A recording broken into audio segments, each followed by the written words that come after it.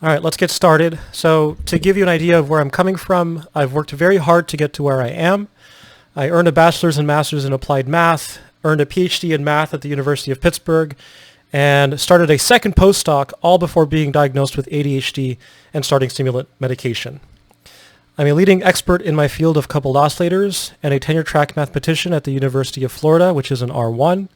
I was recently awarded an NSF grant at a time when federal funding is on shaky footing, and the NSF grant was for an amount of $200,000. I've mentored undergraduate students in national and international modeling competitions where some students were in the top 2% out of 21,000 teams, and one of my teams, and the only team in the same pool, was internationally recognized for submitting a high-quality answer. So there's a press release that I'll include in the description. I'm making this video because I realized through recent conversations and questions from viewers that a lot of you are ridiculously ambitious and really reminded me of where I was when I was an undergrad and grad student. So as much as I'd like people to have an easier time and relax, I just know, especially thinking back to my past, that you guys aren't slowing down. There's nothing that's going to stop you. So I get it. Our brains are obsessive monsters, and it's going to do what it wants to do. So I figure the most I can do is share some broad ideas for how to manage yourself along the way. And this advice will skew academic. Hopefully, I think it'll apply more broadly. It'll skew academic just because of my background. And let my advice be a guideline, and always free to question my advice. Question both ways too. You can both be skeptical, but also ask why I would say the things that I say. Okay, first thing is to trust yourself a bit more. This is something that I just did not do enough of, and I was always plagued with a lot of self-doubt. Try not to take too much stock in others' advice, especially if they don't take the time to fully understand you and what you go through with your ADHD. You are the one and only person that really understands your struggle. And even myself, as much as I might try to understand you and as much as I might understand what you're going through, I will not understand every detail. So you really are the person best equipped to address any shortcomings in whatever it is that you're doing. And a good example of this is when someone told me, don't memorize, learn. And for me, I mean, in general, I can see how that's good advice, but for me, it's the most irritating and useless advice I could have gotten because I struggled a lot to even recall basic terminology. It took a lot for me to just even get basic definitions in my head. So from the outside, it looked like I was just memorizing words. But what actually looked like memorization to others was it happened to be a very important thing for me to do to even start thinking about concepts in the first place. So it's good advice in general, but in my case, it really was not helpful. Another thing, I was often told to sit still growing up.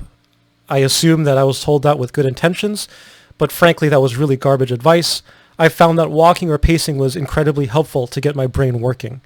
So, and there's some things that just won't be resolved in a matter of years, like my anger and impatience.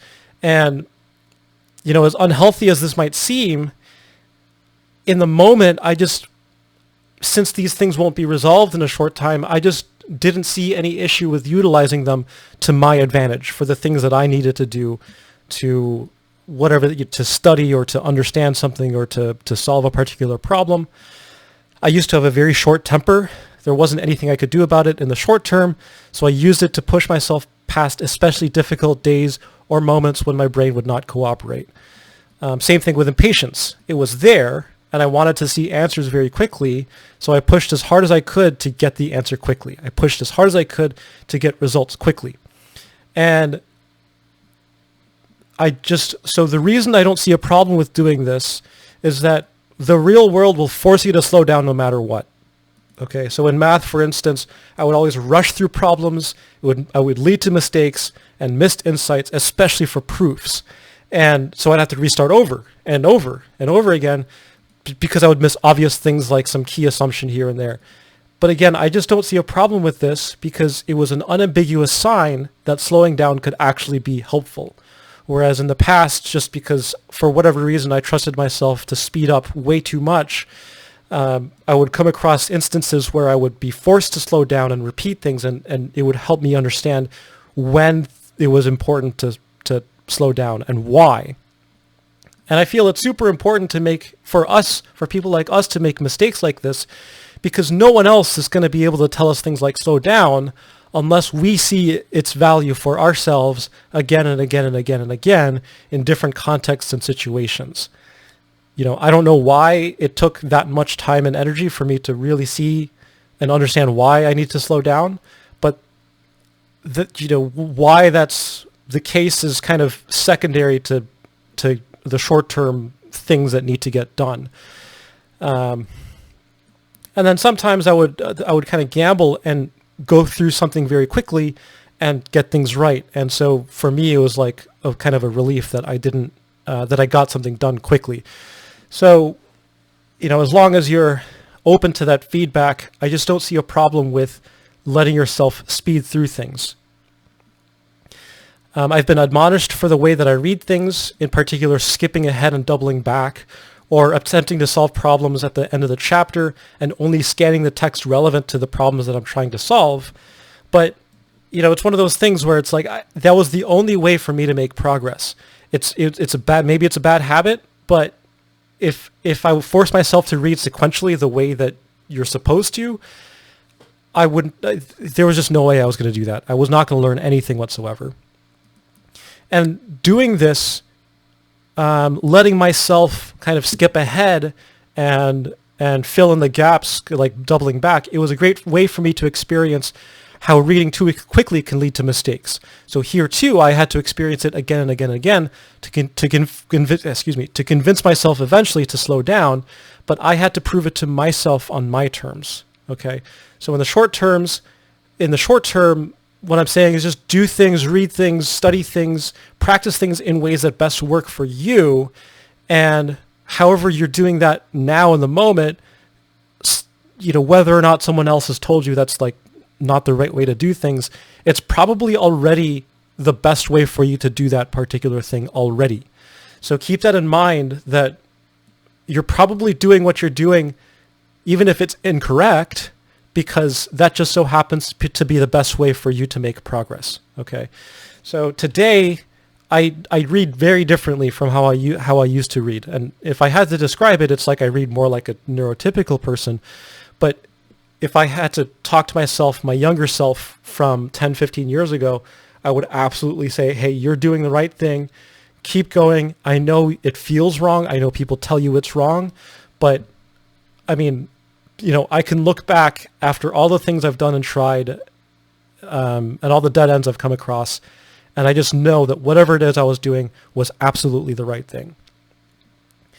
Next, be open to tinkering and adjusting your strategies over time. And just as a very, very rough rule of thumb, I'm saying like every 5 years or so, reevaluate whether or not things are still working, that your strategies are still working. So the idea here is to reevaluate every now and then as the thought occurs, as opposed to setting a rigid schedule. But it's just important to do this because your mind will change over time. Your brain will change over time. You will have different responsibilities. You will eat different foods. You will develop different routines. You will learn new things, and your brain will follow suit. Sometimes in good ways. Your working memory and mood might improve over time. Sometimes in not so good ways. The opposite could happen, and I've experienced both, and I keep experiencing both all the time. And it's impossible to know exactly how your brain will change, but the point is that your brain absolutely will change, and be aware of that and be prepared to make adjustments. For example, there's just no way I could work and think the way I used to in my 20s, where I would utilize that impatience and anger in the same ways. And back then I would go all out for hours on end with little food and water and push myself well past exhaustion. And now in my mid to late 30s, I burn out way too fast. I just cannot keep up the pace that I used to be able to sustain. So when I was younger, it was a great strategy to just push all the way into exhaustion and past that point. Now I need to do things a bit differently. I need to pace myself, but notice that I've made that adjustment, right? So, yeah. And you can do things, and these adjustments can be very subtle as well. They don't have to be these big sweeping changes. So one example that I've learned, like one big difference from my 20s to 30s, is that I've adjusted my work area to be more comfortable. So my mouse is actually a good example of that. It's an ergonomic mouse, and it just relieves a lot of pressure on my wrist. A lot of people don't need a mouse like this, but I just happen to need it. And this is important because just living with discomfort, it can build up in the long term, and it might discourage you from working in specific places or discourage you from doing the work itself, right? It's just another unnecessary barrier for progress. You want to reduce as much friction as possible because you're already dealing with a lot of nonsense in the clown show that is our brains. So some things to consider. Are you writing comfortably? If you have to do a lot of writing, is the way you hold the pencil comfortable? Are you like really gripping it so hard that you're getting exhausted? Learn to adjust things like that. I didn't quite have carpal tunnel, but my wrist was in constant pain for a long time. So not only getting the ergonomic mouse, but getting a wrist brace it helped immensely. And that I made these changes in my 30s, and it's just made a huge difference with how much longer I can work and how much more comfortably I can work. Is your seating comfortable? I don't know why posture was such a big thing when I was growing up. It doesn't make any sense to me. It's just I don't understand how people can just sit upright for hours on end. My whole thing is just sit how you like. And from what I've seen from people that study ergonomics, sitting what feels comfortable for you, even if the posture looks bad, is my understanding is that's better than being uncomfortable with good posture. If you feel comfortable with good posture, good. You can stick with that. But point is, be comfortable, sit comfortably, fidget as much as you like. It just doesn't matter. That's just not going to affect the work that you do. If anything, it's going to help you do more work. My neck used to hurt a lot from looking down a lot. There was really no stretch or rest that seemed to help. But weird thing is, I would literally take a pizza box and just lean forward like this. So this bottom part of the pizza box would be against the desk, and it would be so that it wouldn't slide forward. And then I would just lean forward on my head, and it happened to alleviate a lot of pain in my neck, and I was able to continue studying. There are variations that you can do, and in general, you can consider physical therapy for whether you're having these like various aches or pains while studying or whatever physical work you're doing. Physical therapy is really it's a very good thing. But point is, you don't have to live with the discomfort. And then getting up and pacing, it not only helps with thinking, but it helps with these long study sessions. And the thinking just doesn't have to stop when I step away from the work area, right? It helps me mull over things and kind of put things together in a slightly different environment. And just having that slightly different environment it's always gone a very long way towards helping me solve problems and thinking about things from just a slightly different viewpoint. Pomodoro, you can see I have very strong personal feelings about this. Use it if it works for you. The point of all of this is to do what works for you. And what I'm trying to show you here is that I tried Pomodoro for years, and I hate it. I cannot stand it. I will never do it again. Because for me, it's this buzzkill that interrupts my work. I have to stop doing things, and you're supposed to not think about things, and I just don't want to do that. And sometimes my focus it lasts for 20 minutes, sometimes it lasts for hours. It's completely random, and I would rather just go with what my body is telling me and stand up when I'm kind of starting to get a little bit distracted in those times when I am able to work or study, as opposed to just going by this ridiculously rigid schedule. I personally hate schedules. I understand though that there are many people with ADHD that do better with schedules. So again, do what works for you. Try these different things if you haven't already. Next thing, be prepared to never be understood. Because whether or not someone has ADHD, and whether or not someone is in your field, it just helps so much more to assume that someone will not understand and proceed with that assumption than gamble on assuming, just gamble on hoping that they might understand from the get-go. So I was going to say that towards the end of it, but I mean that's it's a good starting point for this topic, just because, again, it's just another barrier that, like, why worry about it when you don't have to? If you understand your struggles, if you understand what where you get stuck, and the ways that you get stuck have nothing to do with how anyone else gets stuck, it takes a special person to go out of their way to understand what that's like.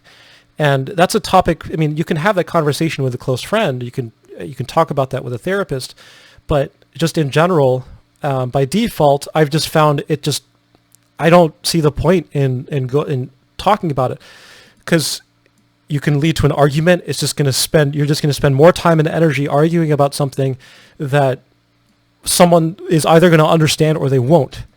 And I've gone out of my way to prove definitively that I am not lazy, and still people will not change their minds about ADHD.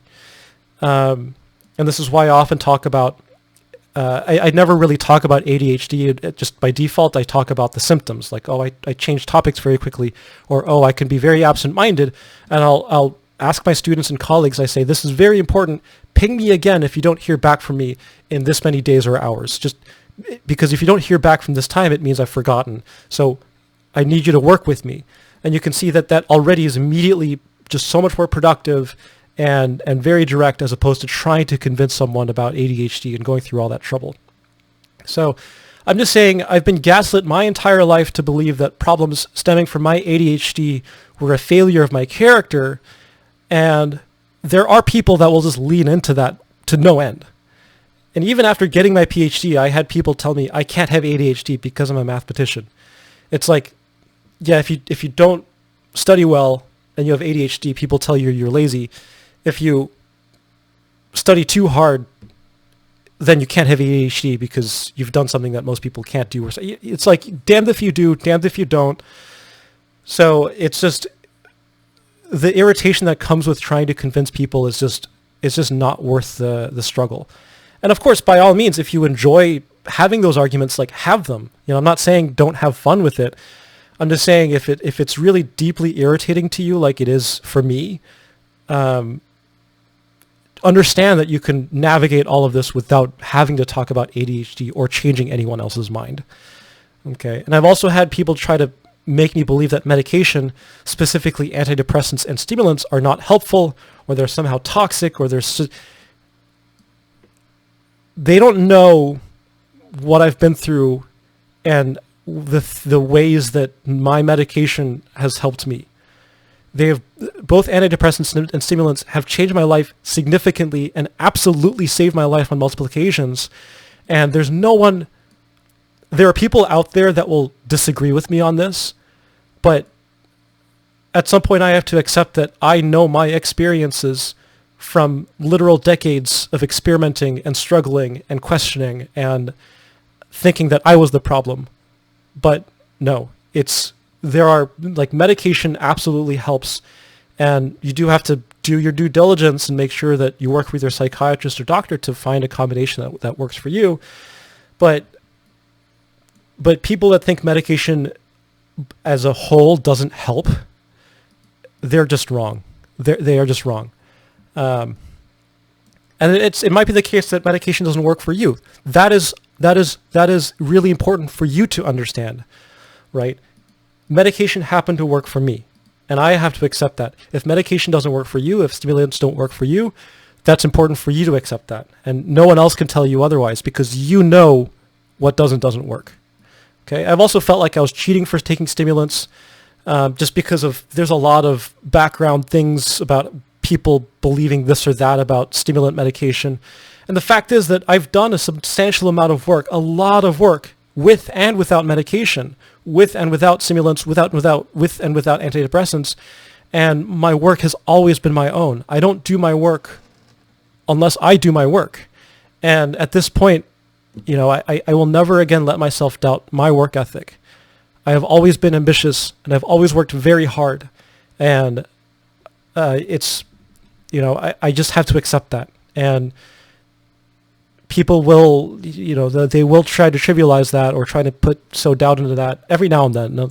This happens occasionally, might happen occasionally, but point is, you know how hard you've worked and struggled, and that is really what matters. Understand that judgment will happen. People, they're just not going to understand. You will come across as being behind to others at a lot of levels, if not all levels, whether or not it's true. Okay, and this ties in back with my with that advice from earlier about how don't memorize, just learn.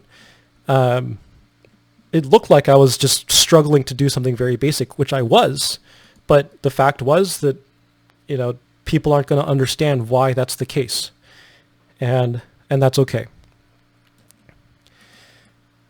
Next, never let yourself believe that you're above anyone else because of the hardships that you've been through or will go through. And the benefits of believing this way is a lot more implicit and much more long term.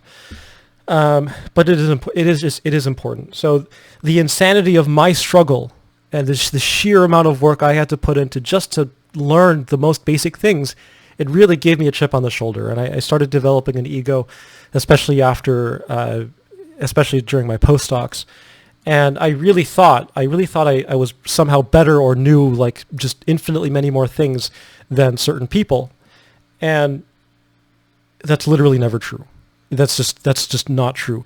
Even if someone repeats something I've known for 10 plus years, inside and out, even if I've done peer-reviewed work on it, and I know all the experts in the field, it doesn't matter. Doesn't mean they know less than me, even in that topic. And I know that sounds extreme, but that is the degree to which I believe this advice. And another example is with rejection. And I know, for example, that with as much as rejection as I've been through in academia, it's nothing compared to the kind of rejection that creatives face. And I'm talking about musicians, artists, comedians, and writers. And I thought I knew rejection until I went out of my way to understand what creatives go through. I learned a lot from doing that, and I'm much better off for it. And if you're an academic and you think I'm wrong and you think you understand rejection, go ahead and write a non-academic book outside of your field of expertise and get it published with a literary agent. Just let me know when you've done that. Granted, I haven't done that, but I understand what that's like. If this seems like out of left field, like why am I talking about creatives and rejection? The point is that there are people that have experienced things to an insane degree in ways that I couldn't have comprehended given my experience. And that is the humility that is just, it is incredibly important that I hold on to that.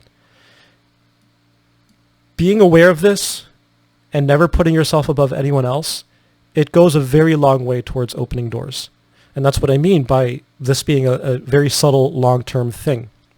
And of course, this attitude absolutely has to be genuine. This cannot be faked. If it's faked, then people will figure it out. It's the same idea in I think in show business. Yeah, in film, there are lots of industries where you don't burn bridges. And part of not burning bridges is making sure that you treat every single person as a person.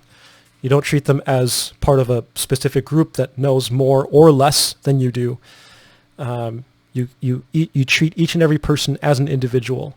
And I'm not going to lie, this is hard. I've for whatever reason, I had a lot of deeply ingrained stereotypes, assumptions, judgmental things that took a long time for me to let go of. But the more I've let go of them, the more there's been a strong correlation between the more I've let go of toxic thoughts, judgments, beliefs, and just how much more kind the world has become and how many doors have opened up. So for those of you that are ambitious, yeah, you will absolutely go through some hell. You will experience things your ambition will take you well beyond what any rational person would put themselves through. And it's important to remember that your experience, it is important and it's meaningful and it will shape you, or it has shaped you, but just remember that it does not make you better. And then last thing, a more lighter note, I guess, but still important. Just understand that mistakes will happen, and they really are a critical part of learning. And of course, mistakes alone shouldn't be the point. Like, don't go out of your way to make mistakes necessarily. It depends on the context. But what I'm saying is, so the context here, it's good to minimize them when it matters. So like when I'm teaching, for example, I definitely want to minimize mistakes. I don't want to propagate mistakes to my students. But behind the scenes, whether I'm preparing for a lecture or I'm trying to learn something new, when I'm learning and not performing, I found that mistakes are incredibly valuable.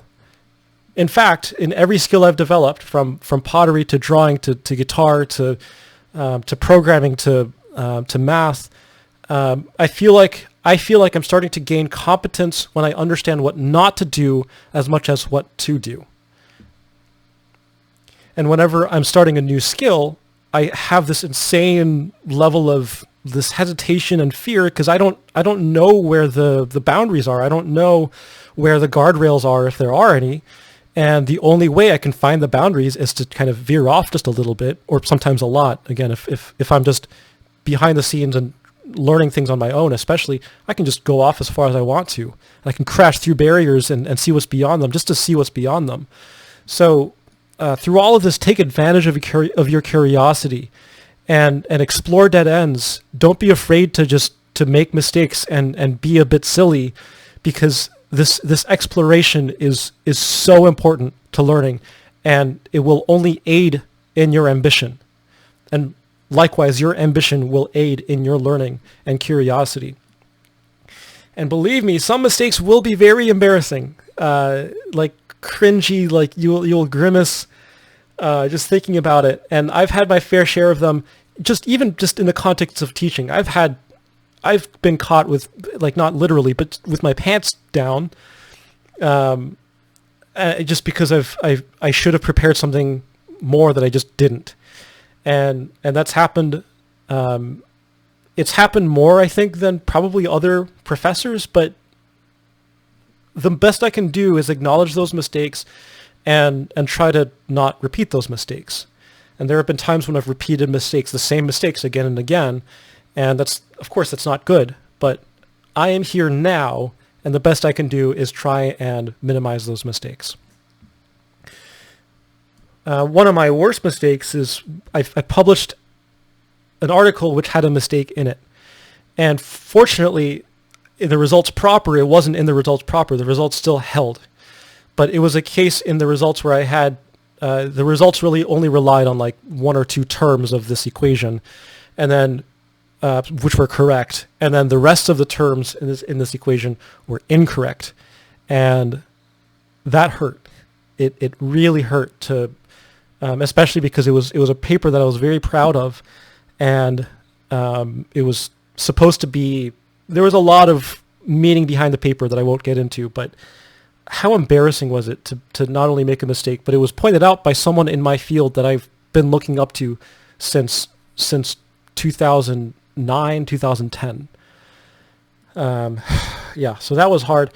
And I've had to go back and think about this again and again, and kind of sit with the embarrassment, not for the sake of feeling the embarrassment, but for the sake of looking at this with genuine eyes and saying, how can I avoid this mistake? What went wrong here? And in short, I will never make that mistake again. So it's these embarrassing mistakes. There's going to be an entire spectrum of embarrassing to not embarrassing, and sometimes it'll be so extreme that it